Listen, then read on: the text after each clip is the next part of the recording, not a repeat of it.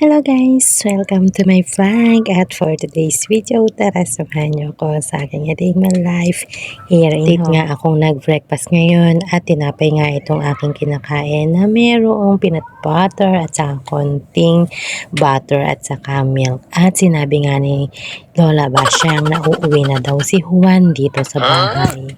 At ang sabi nga ni Juan ay magluto daw ako ng lingko o tinatawag natin at sikat na nating tawagin na tikoy dyan sa Pilipinas. Tapos na nga ang Chinese New Year pero meron pa kaming tikoy dito sa rep.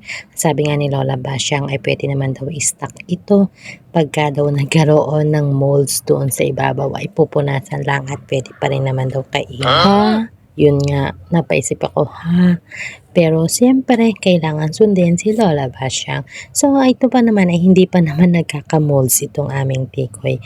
At ito nga ako ay nagprito muna. Ang hirap talaga magprito nitong tikoy. So, ang ginagawa ko muna ay matapos ko siyang ma-slice ng manipis. Ang gusto pa naman ni Lola Basyang ay yung sobrang nipis.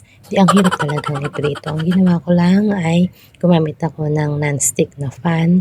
Tapos, ipiprito ko siya sa konting mantika. Tapos pagka medyo malambot na yung tikoy, ay saka ko naman siya isasawsaw sa itlog na nabate. Pagkatapos noon ay saka ko ulit siya ipiprito ulit. Parang galit, hindi naman po nagpapaliwanag lang po ako. So ganyan ang style niya.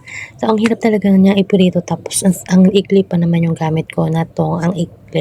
Tapos ang sakit talaga sa kamay yung init ng kawali. Medyo dinagdagan ko na nga itong pinirito ko para hindi lang kay Juan itong tikoy at pati na rin kami ni Lola Basyang ay makakakain. At ito nga syempre hindi mawawala talaga itong aking pusa na si Tongtong. Pagka ako ay nandito sa kusina, pagka naman nainit na yan ay aalis naman.